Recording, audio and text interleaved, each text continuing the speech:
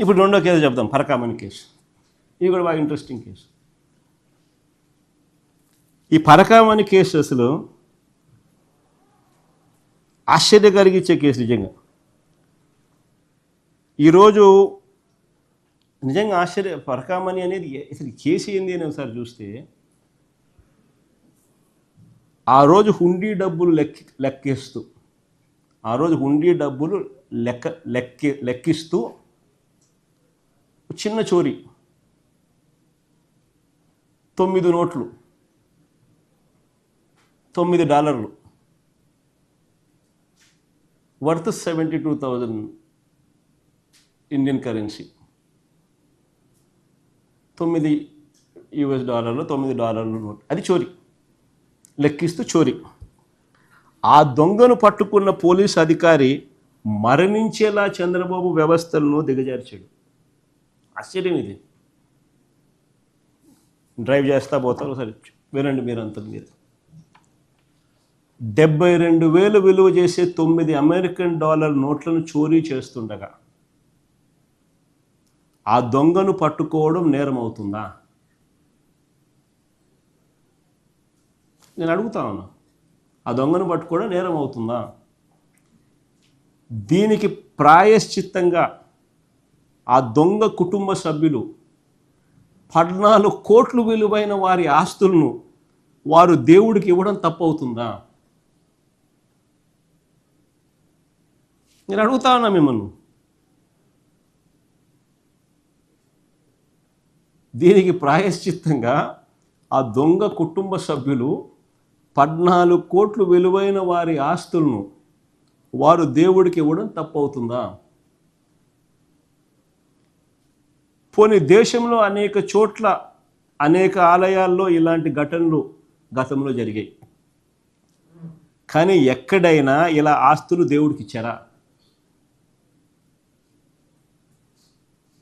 నేను అడుగుతా ఉన్నా, అందరినీ ఆలోచన చేయమని అడుగుతా ఉన్నా.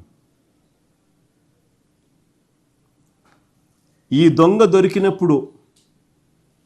దొరికినప్పుడు కేసు నమోదైంది. తిరుపతి కోర్టులో ఛార్జ్ షీట్ వేసినారు.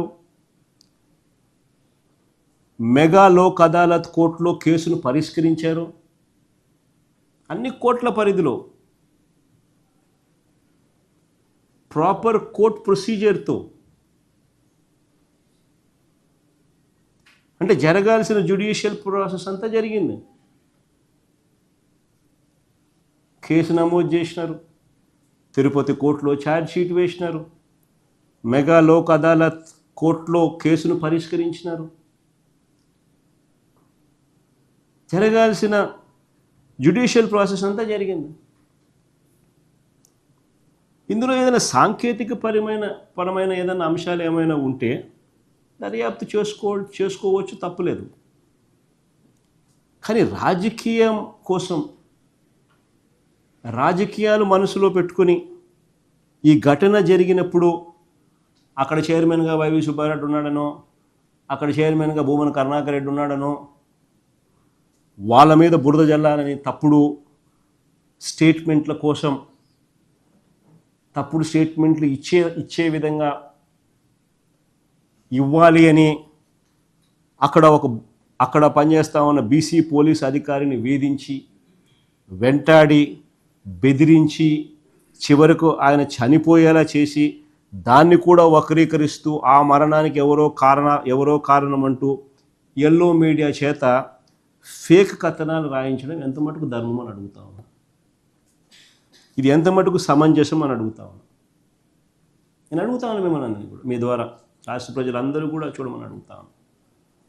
దొరికిన దొంగ జిఆర్ స్వామి మఠంలో క్లర్కుగా 30 ఏళ్ళ నుంచి పనిచేస్తూ ఉన్నాడు. ఆ దొరికిన దొంగ 30 ఏళ్ళ నుంచి జిఆర్ స్వామి మఠంలో క్లర్క్గా పనిచేస్తూ ఉన్నాడు. పరకామణి లెక్కింపులో ఎన్నో సంవత్సరాల నుంచి పాల్గొంటా ఉన్నాడు.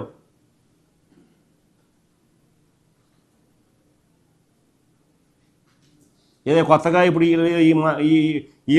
మా ప్రభుత్వంలో వచ్చింది కాదు. అది 30 ఏళ్ళగా ఆయన జీరస్వామి మఠంలో క్లర్క్గా పనిచేస్తూ ఉన్నాడు 30 ఏళ్ళగా. పరకామణి లెక్కింపులో ఎన్నో సంవత్సరాల నుంచి పాల్గొంటా ఉన్నాడు. మరి చంద్రబాబు ప్రభుత్వంలో గతంలో ఎందుకు పట్టుకోలేకపోయినారు అంటున్నాను. Very simple question. దొంగను మేము పట్టుకున్నాం, మీరు ఎందుకు పట్టుకోలేకపోయినారు? చంద్రబాబు నాయుడు అడుగుతాను సూటిగా.